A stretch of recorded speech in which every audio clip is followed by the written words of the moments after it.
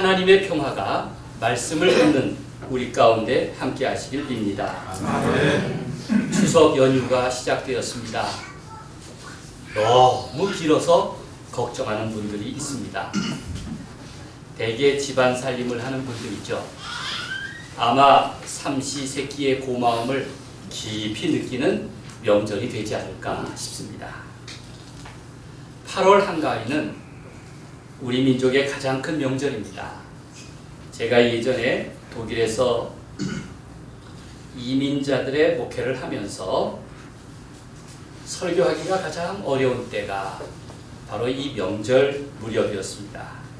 설교 중에 추석이니 설날이니 명절 분위기를 말하면서 한국의 부모님께 전화는 드렸냐고 하면 다들 눈이 벌게집니다.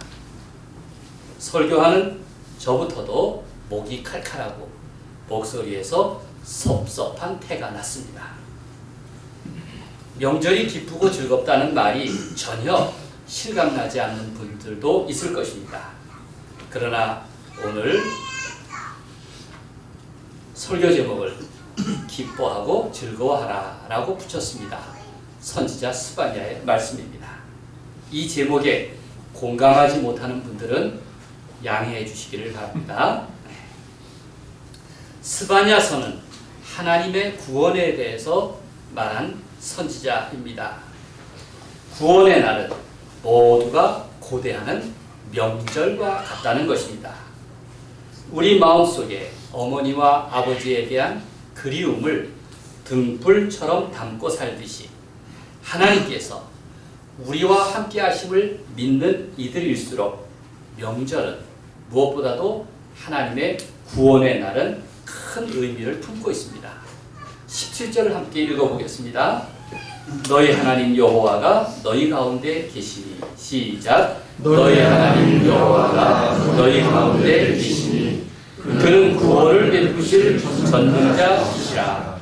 그가 너로 말미암아 기쁨을 이기지 못하시며 너를 잠잠히 사랑하시며 너로 말미암아 즐거이 부르며 기뻐하시라 하리라.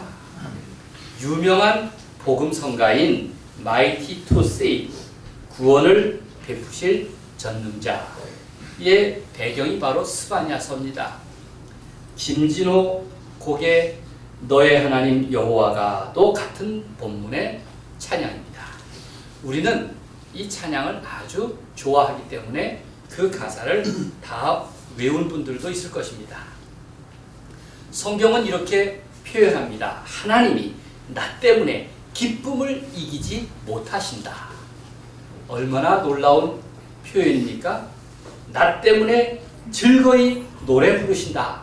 아, 나를 이렇게 기뻐하시다니. 하나님은 그렇게 나를 잠잠히 사랑하신다고 그렇게 말씀하고 있습니다. 공동 번역은 더욱 시적으로 스바냐 3장 17절을 옮겼습니다. 잘 들어보십시오. 너를 구해내신 용사 내 하나님 야훼께서 내 안에 계신다.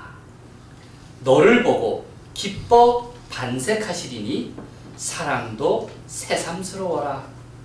명절이라도 된 듯 기쁘게 더덩실 춤을 추시리라. 하나님이 날 보고 반색하시고 마치 명절이라도 된 듯 더덩실 기뻐 춤을 추신다. 말씀입니다. 스바냐는 누굽니까? 그는 바벨론 포로 이전에 활동했던 선지자입니다. 스바냐는 하나님의 심판에 대한 예언이 무성한 중에도 장차 하나님의 구원과 회복을 이야기합니다. 특히 선지자는 심판의 날에도 하나님의 진노를 피할 수 있는 길에 대해서 제시하고 있습니다. 그 구원은 단지 선민 이스라엘에만 머물지 않고 만민 모든 사람들을 향하고 있습니다. 스바냐는 먼저 이스라엘의 죄악상을 낱낱이 지적합니다. 예루살렘은 죄 없는 사람들의 피로 더럽혀졌다고 고발합니다. 제사장들은 제사의 참뜻을 무시하고 성소를 더럽혔으며 불의를 율법으로 감싸주면서 백성을 잘못 이끌었다고 진노합니다. 그들은 평소 하나님은 살아계시다, 여호와께서 예루살렘 시온산 위에 머무신다 라고 말하면서도 이런 불법을 저질렀습니다. 그러나 스바냐는 이런 타락한 예루살렘의 지도자들을 비판하면서도 그럼에도 여호와는 의로우셔서 짓밟힌 공의를 바로 일으켜 세우실 것이다, 그렇게 선언하였습니다. 그리고 백성을 향해 말합니다. 그러니 너희는 저 불법한 지도자들이 아니라 의로우신 하나님 편에 서라. 여호와의 날이 임할 때 하나님의 편에 선 자는 구원을 받을 것이다 라고 말합니다. 그러므로 너희는 여호와의 날이 오기 전에 회개하라 라고 말합니다.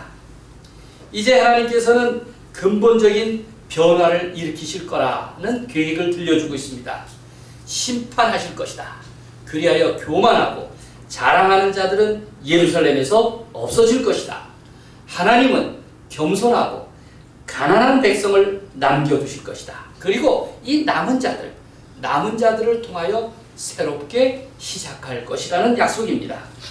겸손하고 가난한 자들을 구원하셔서 이들을 새로워진 하나님의 나라, 그 마지막 때에 하나님의 백성의 기초로 삼으시겠다, 그렇게 스바냐는 예언하고 있습니다.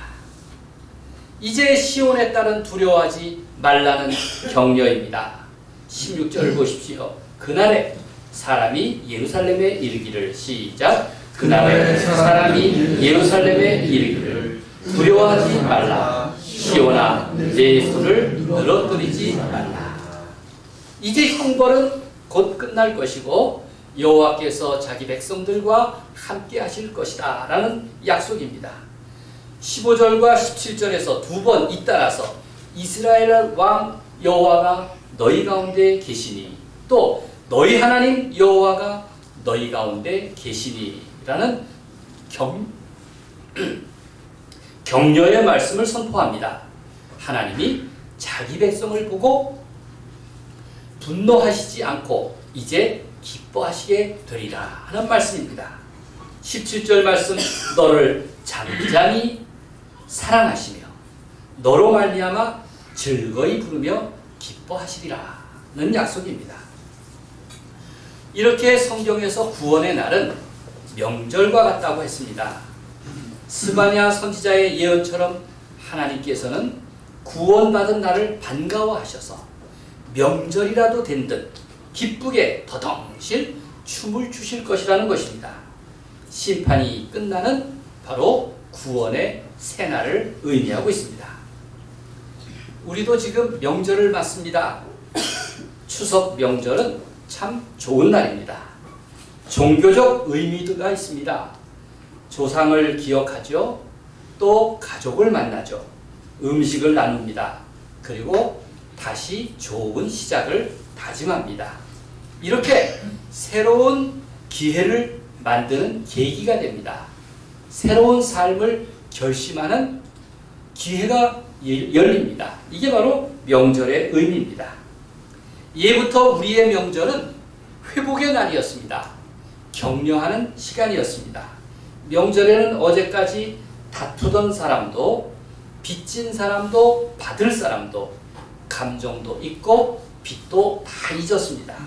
이날만큼은 모두가 다 사람다운 본래의 자리로 돌아오는 날이 되었습니다. 명절날은 해마다 찾아오는 희년입니다. 불안한 삶의 자리가 제자리를 찾는 날, 그것이 바로 명절의 의미입니다. 모두가 본래의 자리로 돌아와서 가족과 고향과 하늘을 돌아보듯이 다시 하나님 앞에 서는 날, 그게 바로 명절입니다. 예전에 제가 강화도에서 감동적인 이야기를 들은 일이 있습니다. 강화도 교동섬에 정오현, 지금은 돌아가셨습니다만 정오현이라는 분이 살았습니다. 그는 1950년 전쟁을 피해서 강화도 그 맞은편 교동섬 맞은편 연백에서 배를 타고 한강을 건너서 피난을 왔습니다. 교동섬에서 건너편 연백까지는 불과 3.5km입니다. 그의 나이 27살이었습니다. 떠나면서 아버지와 아내에게 사흘만 기다리면 다시 돌아오겠습니다. 약속을 했습니다. 그러나 돌아가지 못했습니다. 전쟁이 계속되었기 때문입니다. 약속을 지키지 못한 채 이산가족이 되었습니다.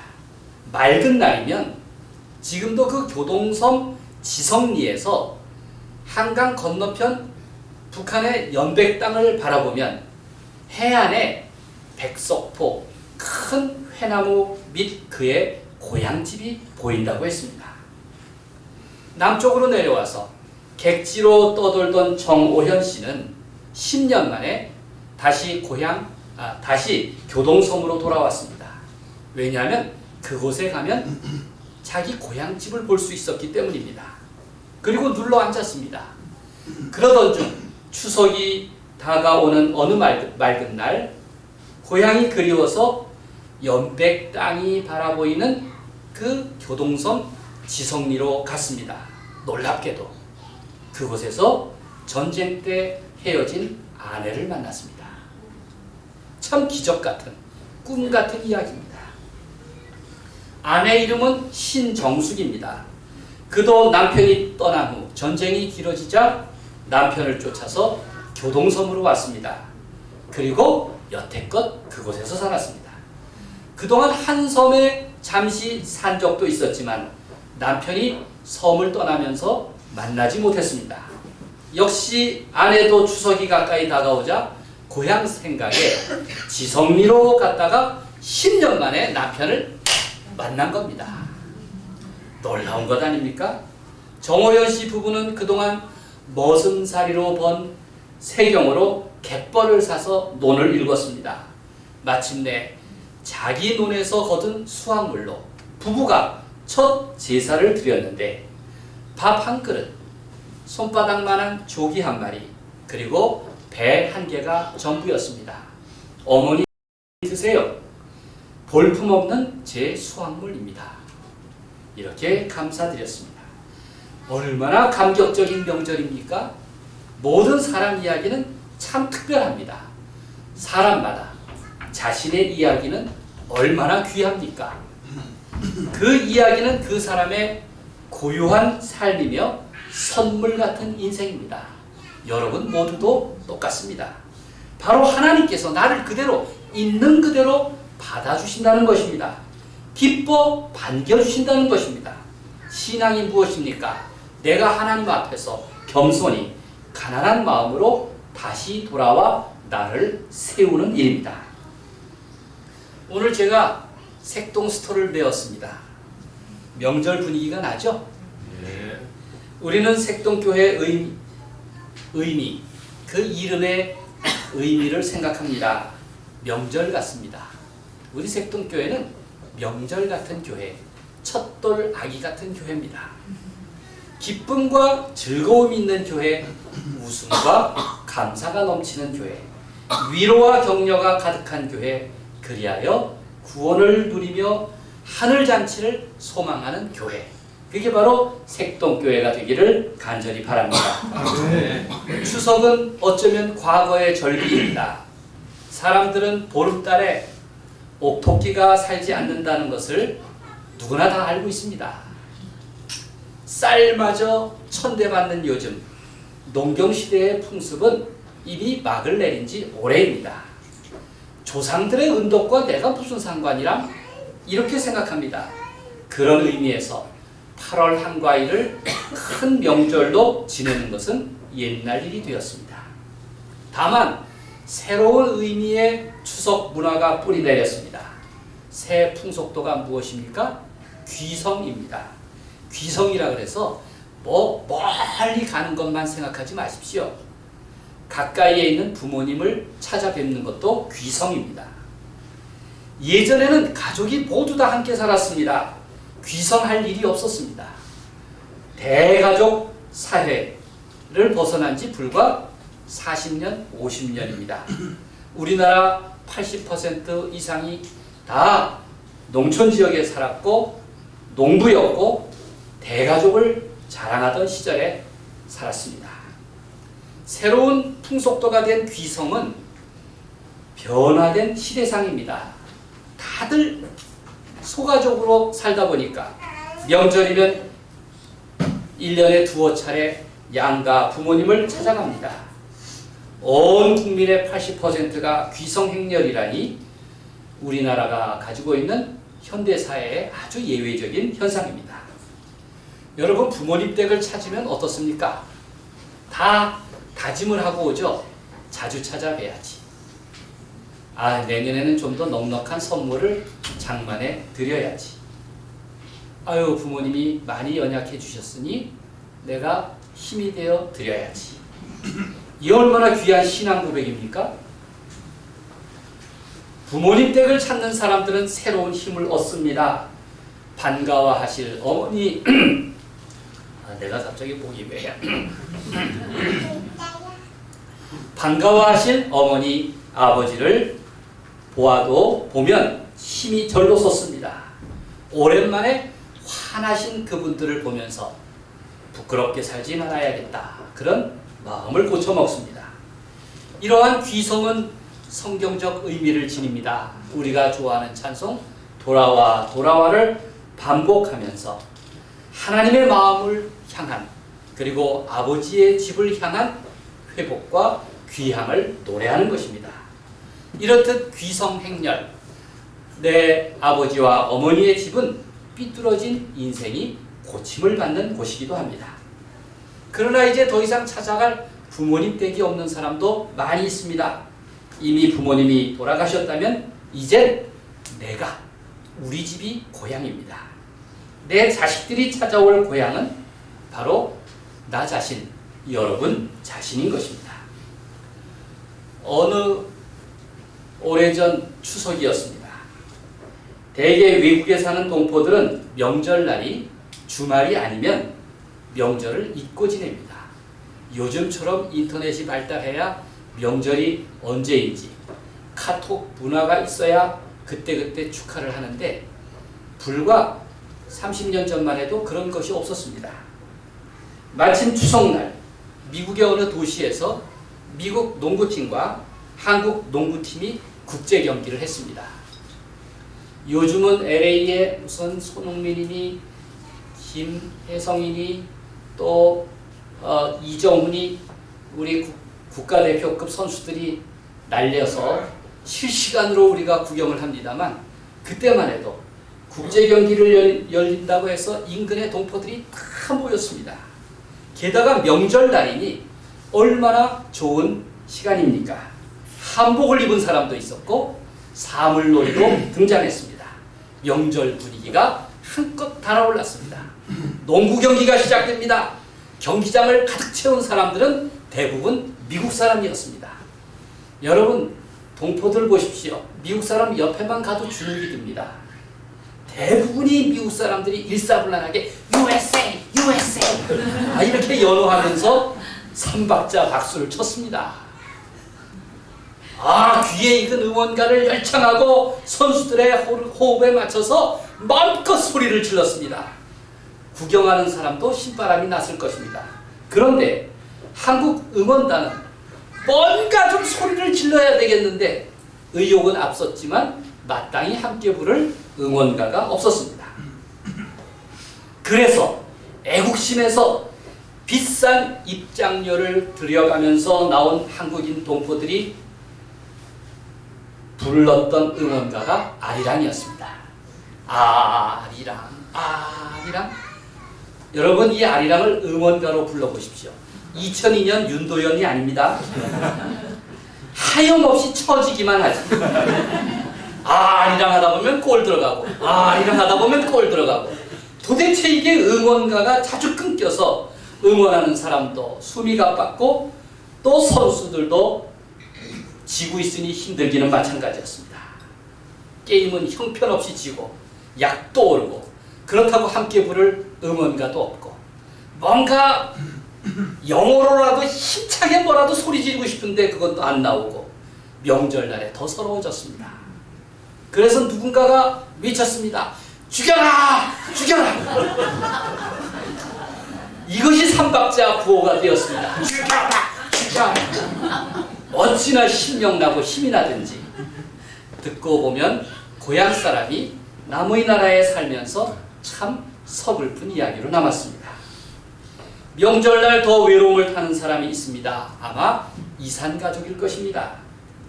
이주 노동자들은 이 나라 명절 분위기에 얼마나 주눅이 들겠습니까? 더욱 향수와 목마름이 깊을 것입니다. 북향민은 어떻겠습니까? 그들도 고향을 그리워하기는 마찬가지입니다. 여성들에게는 긴 명절이 긴 노동과 같습니다.